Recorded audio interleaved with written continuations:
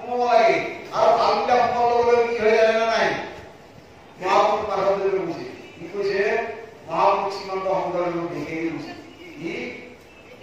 জয়গুৰু শংকৰ হল নাম জাগৰি নাহি ৰূপা তু হৰিচৰণৰ এক ভগৱতী বাই প্ৰভুনা দৰপিত সুন্দৰ গৌৰৱ কলেবৰ দৈশ্যন্ত গৌৰৱ প্ৰবাহ সকলো সভাত চন্দন জাগৰি দৰ্শনে পাপ বিনাশ বিনে অংগ ভূষণ বিনে অংগ ভূষণক দেখি শুভঘন গহন গম্ভীৰ হিৰণী আয়ত কমল নয়ন বৰ সুন্দৰ নয়ন শান্ত জ্যোতি চন্দনৰে পোহৰ কেৱল গাৰ পৰা ওলাই আহিছে তাত মহাপুৰুষ শ্ৰীমন্ত শংকৰদেৱ কিয় 119 বছৰ আত্মকাল পাৰ হৈ যোৱাৰ পাছত মহাপুৰুষ শ্ৰীমন্ত শংকৰদেৱে কি ডেকা ল'ৰাটোৱে ইফালে ইফালে ঘূৰি গৈছে কিয় একো নাই শৰীৰৰ পৰা এই মগজুৰ পৰা যিমান দুশ্চিন্তা চব বাদ দি পেলাই যিমান ভাল চিন্তা আছে সকলোবিলাক গ্ৰহণ কৰিছে আৰু সেই গ্ৰহণ কৰি পেলাই কি কৰিছে অসমীয়া জাতিক এটা শুদ্ধ জাতি হিচাপে পৰিগণিত কৰাৰ কাৰণে তেওঁ দিনে ৰাতি অৱধি বিচাৰি বেদ বিচাৰি বেপত কোনো হৰিনাম যে অৱধি বিচাৰি তেওঁ এই বেদক বিচাৰ কৰি হৰিনাম বেপত কৰি তুলিছে তাৰ কাৰণে আমাৰ কাৰণে আৰু আমাৰ কাৰণে এই বেপত কৰি থৈ যাওক কিয় হৈছে যাতে আমাৰ মনবিলাক শুদ্ধ হয় কেনেকুৱা শুদ্ধ পূৰ্ণ শশী পূৰ্ণ শুদ্ধ হিন্দু জীৱনত প্ৰকাশন নকৰি কমনীয় লক্ষ্মী পদম হিমত নহয় কৃষ্ণ ভক্তি ৰখে যিটোজন কৃষ্ণ ভক্তি ৰখে যিটোজনে কি কৰিলে স্পৃহাহীন হল যিটো কৃষ্ণ ভক্তি ৰখে স্পৃহাহীন হল যিটো সেই মনোগত ই জীৱনত প্ৰকাশ কৰে যে সেইটো মন যেনেকে প্ৰকাশ কৰে কি সমস্ত বিষয় আপোনাৰ প্ৰতি নিষ্ক্ৰিয় হৈ যিজন ভগতে কি কৰে কেৱল মাত্ৰ ঈশ্বৰৰ সাধনা কৰে ঈশ্বৰৰ সাধনা কৰি সমস্ত স্পৃহা নাইকিয়া কৰি যিজনে আছে সেইজন কি কৰি গৈছে তেওঁৰ নিচিনা সুন্দৰ মনৰ গৰাকী পৃথিৱীত নাই আনকি কাৰো আছে কমনীয় লক্ষ্মীৰ বদন হিমত নাই পৃথিৱীৰ আটাইতকৈ সুন্দৰী নাৰীজনে তাৰমানে লক্ষ্মী এই লক্ষ্মীৰ দেহাত কৰিও সেইজন ভগৱ সুন্দৰ যিজনে কি কৈছে কৃষ্ণ ৰূপী হৈ সমস্ত মুক্তি আদি বাঞ্ছা লগা হৈ যাওঁতে বুজি কৰি আছে সেইজন লোকে এনেকুৱা আনকি কৈছে পূৰ্ণ শশী মানে কি পূৰ্ণিমাৰ জোন পূৰ্ণ যুদ্ধত সিন্ধু আমাৰ ক্ষীৰসাগৰৰ কথা কৈছে যে ক্ষীৰসাগৰৰ সৌন্দৰ্য ইমান ধুনীয়া পূৰ্ণিমাৰ জোনটোৰ সৌন্দৰ্য ইমান ধুনীয়া লক্ষ্মীৰ এই সুন্দৰ দেহাটো ইমান ধুনীয়া ইয়াতকৈও ধুনীয়া সেইজন যিজনে কৃষ্ণৰ ভক্তিত নিষ্ক্ৰিয় হৈ কেৱল মাত্ৰ হৰি নাম গাইছে সেইজনৰ মনটো তাত কৰিব ধুনীয়া গতিকে আমি কেনেকুৱা মহাপুৰুষ শ্ৰীমন্ত শংকৰদেৱ সপোন দেখিছিল যে এনেকুৱা ধুনীয়া মনৰ গৰাকী প্ৰতিটো অসমীয়া হওক আৰু প্ৰতিটো অসমীয়া এনেকুৱা ধুনীয়া মনৰ গৰাকী হৈ এখন এনেকুৱা সমাজ গঠন কৰক যিখন সমাজ গোটেই ভাৰতবৰ্ষত কি হয় আদৰ্শ সমাজ হয় কিন্তু আমি কি কৰিছো গুৰুজনাৰ এই যিবিলাক গুৰুজনাৰ বিদ্যা যিবিলাক গুৰুজনাৰ সম্পত্তি এইবিলাকৰ কাৰণে প্ৰদৰ্শনী কেতু কৰি পেলাই আমি আমাৰ পেট পোহা আৰম্ভ কৰিছো এই প্ৰদৰ্শনী কৰি আমি পেট পোহা আৰম্ভ কৰিছো আজিকালি আপোনাৰ কি তাল ভাজ লাগি যদি 10টা আহিছে 5-10কে 50 অনলি 5,000 টাকা দিব নাই হাজিৰা পেয়েছে হাজিৰা পেলি কই হকি আছে হাজিৰা পেলি হকি নহয় হাজিৰা কৰি বহু কই আছে আজিকালি 1000 টাকা দাওহান কৰি এনেই আমাৰ গাঁৱতে 1000 টাকা কাম কেনেকে 1000 টাকা জানা 500 দিনে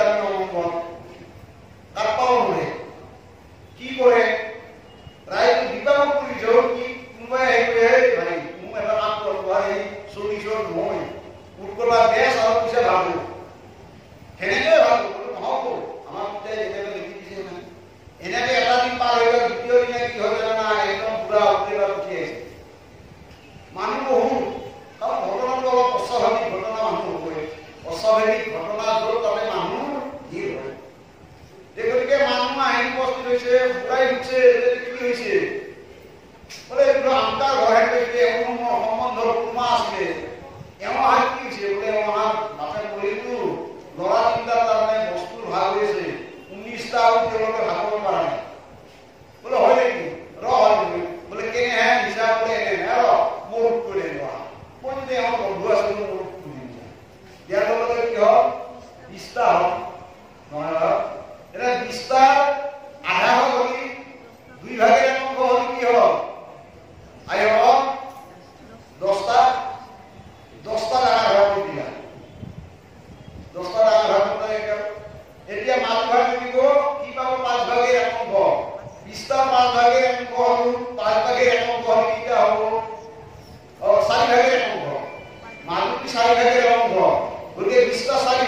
হয় 5টা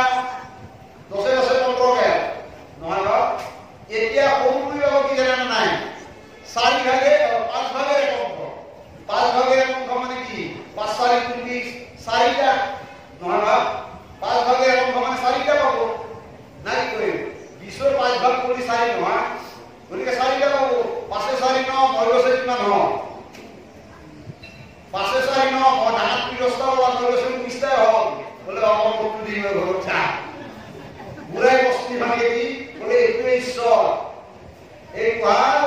এই ক্লাস কোনো দিনে না ভাঙা হয় যদি মই আইডিয়া নকৰো ঈশ্বর অর্থাৎ আমার এই কর্মনেন্দ্রিয় 5টা জ্ঞানেন্দ্রিয় 5টা রূপ গন্ধস্থ শব্দ 5টা তন্মাত্রা মন বুদ্ধি চিত্ত অহংকার এই 4টা তোতে 19টা ই আমার জানা নাই ই আমার নরকর রাস্তা লিখে দিব যদি লগৰ কাৰণে এই বুঢ়াটো হ'ল বিনন্দ বুজিছে নাই আমাৰ নহলে অৱস্থাৰ পৰা আহিব ঠিক তাৰমানে এই দৈব নিয়ন্ত্ৰণ কৃষ্ণৰ ইটোৱে লীলা তেওঁ যেতিয়া আমি তেওঁ আহ্বান কৰোঁ তেওঁ আহি উপস্থিত কাৰণ এনেকুৱা উদাহৰণ বহুত আছে যেনেকুৱা দুবা খাই 60,000 শূন্যলৈ কাইমকলক গেছিল আৰু তেতিয়া কি কৰিলা কৃষ্ণ উদ্দেশ্য কৰি যেতিয়া পাণ্ডৱসকলে কান্দি কান্দি স্তুতি কৰিব ধৰা আৰু তেতিয়া কৃষ্ণই ই গুৰু মুখি গৈ এই কাইমক জীৱনত যাই উপস্থিত গতিকে ঠিক তদু আমিও যেতিয়া আমি ঈশ্বৰক পাব লাগে আমি ঈশ্বৰক খুব কাপৰভাৱে আমি কিন্তু স্বাৰ্থীভাৱে নহয় আমাৰ কিন্তু বেছিভাগে স্বাৰ্থ হৈ আমি ঈশ্বৰক ভজনা কৰোঁ স্বাৰ্থ হৈ ঈশ্বৰক ভজনা কৰিলে আপোনালোকে কি জানে নাই সদায় ঠগা হ'ব স্বাৰ্থ হৈ কেতিয়াও ঈশ্বৰক ভজনা কাৰণ স্বাৰ্থ খুব বেয়া আমি এইবিলাক কাহিনী আগতে কৈ দিছোঁ বহু যে স্বাৰ্থ হৈ ভগৱান কেতিয়াও বেয়া পাই জানে নাই কাৰণ আমাৰ বোলে এনেকুৱা এখন আশ্ৰম কি আছে জানে নাই আমাৰ এই ডেকা বাবুটোৰে একজন তাতিয়া আমাৰ অনুভৱ দেখা পাম নিৰঞ্জন বাবা ঘৰে মা থাকে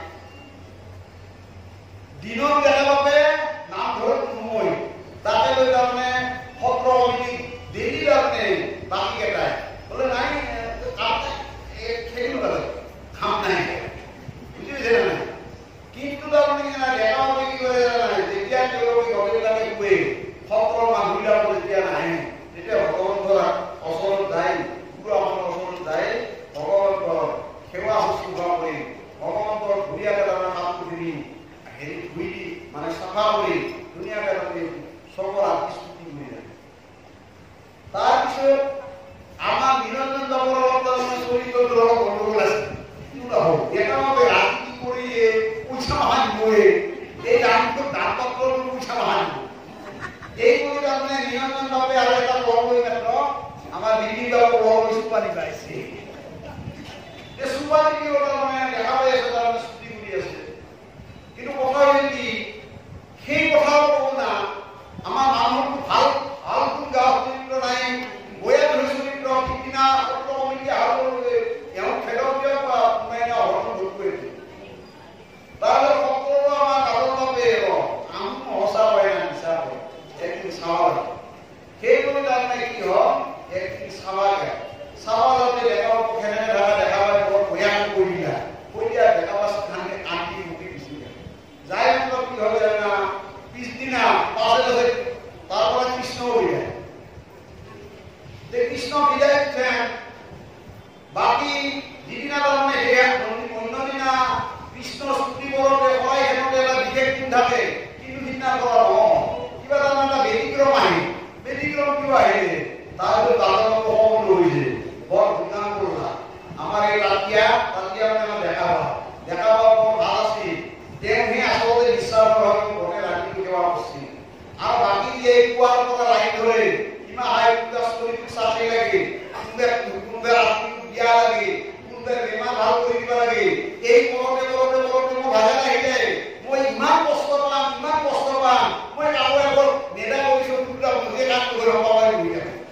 কিন্তু ৰাতি যেতিয়া ডেকাকে আহি বক্তাজনে কি কৰে আৰু ধৰণৰ হয় তেতিয়াহে মনটো প্ৰফুল্ল হয় আৰু মই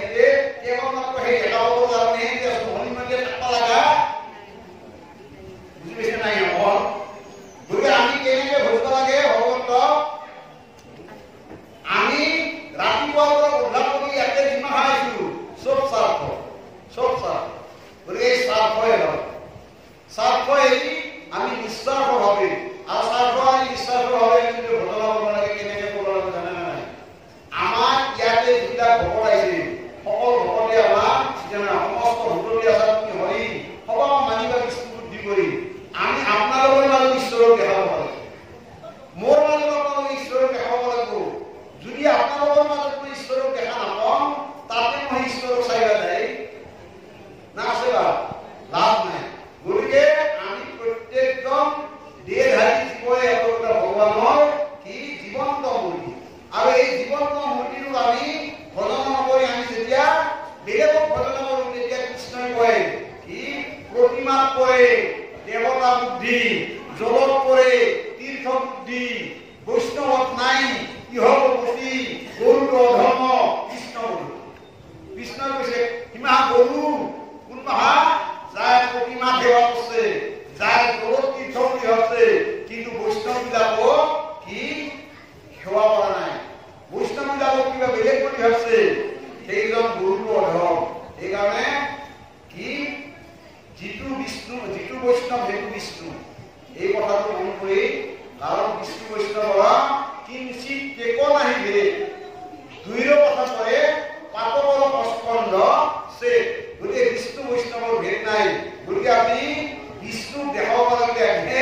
বৈষ্ণৱৰ চৰণৰ পৰা ভেদ কৰিব লাগে। সেইকাৰণে মহাপুৰুষ মাধৱদেৱে কৈছে কৃষ্ণ সেৱা কৰা মানুহ আকাল নাই, কিন্তু কৃষ্ণ দাসৰ মানুহ আকাল নহয় বা কৃষ্ণ দাসৰ মানুহ আকাল,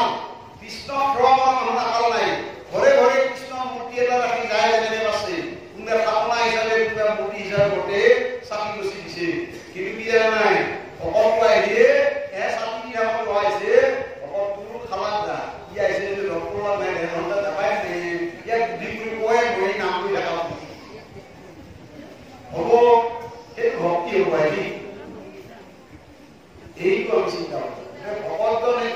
জীৱন্ত ভকতজন আমাৰ বাবে আহি আছে, জীৱন্ত ঈশ্বৰ আমাৰ বাবে আহি আছে। আমি তেওঁ কিন্তু আমি কি কৈছো বাটতে হেঙা দিছো আৰু কিবাকে তাতে ভক্তি আমি সেইটো নহয়।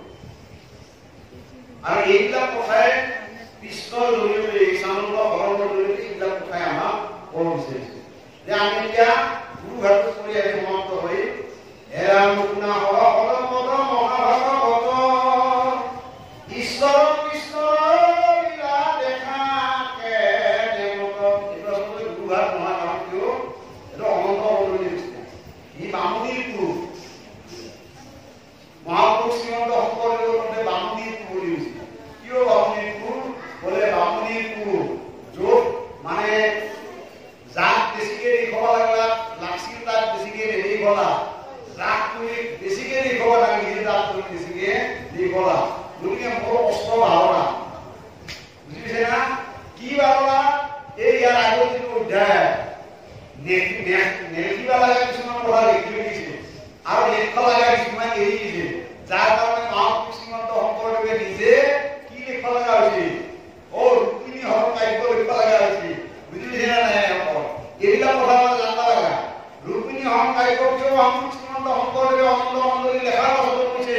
বামুণীৰ পুৰুষ যিসকলে লিখিব লগা আছে সিহঁতে নেলিখি, যিসকলে নেলিখিব লগা আছে সিহঁতে কি হ'ব এই অনন্ত মণ্ডলী। আৰু এইজনে আপোনাৰ কি কৰিছে এই পাঠভাগী গুটাইছে, আমি গাইছো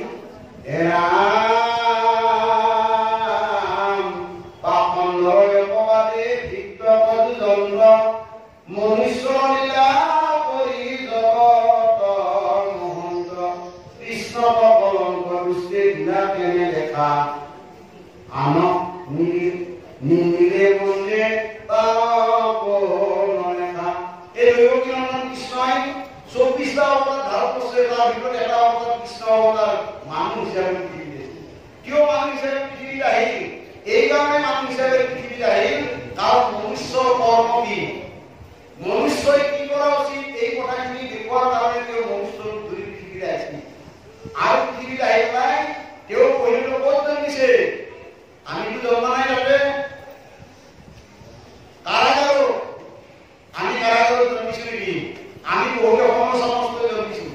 কিন্তু আমি কিয় কৃষ্ণ হ'ব পৰা নাই? আমি মনুষ্যৰ কৰ্ম কিয় কৰিব পৰা নাই? কাৰণ কৃষ্ণই মনুষ্যৰ কৰ্ম উগ্ৰচেনক ৰাজা বানি হৈছে, কিন্তু সমস্ত জগতৰ মালিক তেওঁ। এইটো তাৰমানে চিন্তা, এইটো ভাৱনা, এই ভাৱনাবিলাক আমাৰ থাকিব লাগিব। আমাৰ বহুত কিন্তু এনেকুৱা আমি দেখা পাইছো, আমাৰ গৃহস্থ আছে, আমাৰ বহুত গৃহস্থৰ যিজন মুখ্য কৰ্মচাৰী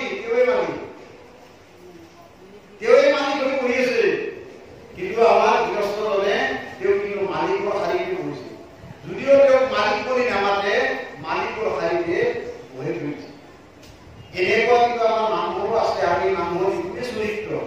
মানুহে আমি আমাৰ ভিতৰৰ মালিক কৰিব পৰা নিচিনা শক্তি আমাৰ নাই। এইটোৱে প্ৰধান শক্তি। এৰাম এনেদৰে মনত কিয় কৰা নাই নাই নৰ নিন্দিলেও হ'ব কিনে দিবা মাধৱ যাওঁ মই বহুত কিবা আমি কৰো এইবিলাক আনিলে নাই না নাহে নকৰো সকলোৱে আহিলো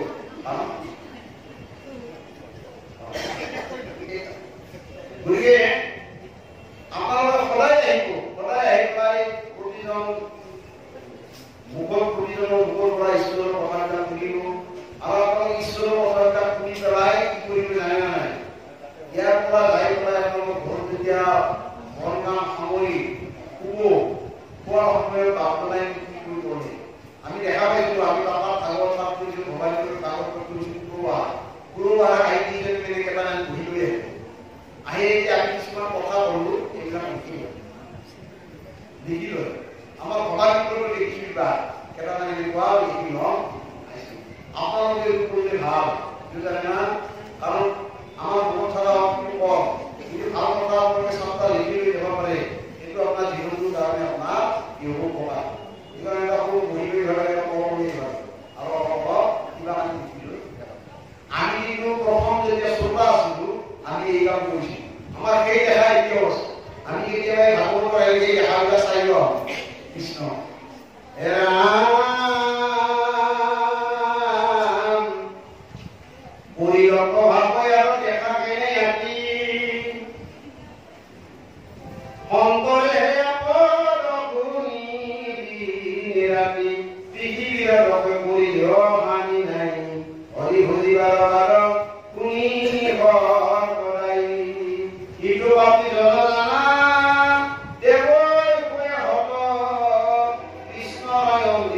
কথা নপক্ষে কাম কৃষ্ণ কথা নামত নুশুনে তাৰ নামত কৃষ্ণ পণ্ডিত কথা নাযায় যে যিসকলে সি মৃত্যুৰ মুখত কৰি আছে যিটো নহয় সি হৰি কথা কীৰ্তন নকৰে মৃত্যুৰ পৰিবাৰ আহিলে পায় হৰি নাম কীৰ্তন নকৰে হৰি নাম কীৰ্তন নকৰে মৃত্যু পৰিবাৰ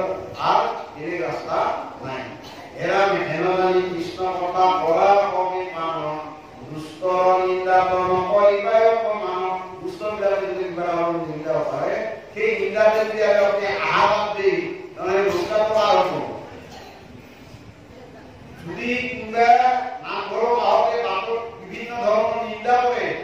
আমাকে বহুতে দালি খাব বুলি আহি পাৰে সেই দালি খাব লাগে সেই বুলি দালি খাব লাগে বুলি কওঁ কিতনাৰ পৰা যদি আমি নাম গাইবা আমি ঈশ্বৰৰ গুণ গাইবা নাযাওঁ তাৰমানে আমাৰ জীৱনটো বহুত লাভ কৰি লোকচানে হ'ব নোৱাৰি গতিকে কোনোবাই নিন্দা কৰিলেও যাতে এই নিন্দা বাদ দি পেলাই ঈশ্বৰৰ নাম কথা শুনিবলৈ অগ্ৰসৰ কৃষ্ণ চৰণ চিন্তি সাধাৰণ কাম অনন্ত খণ্ড দীঘনে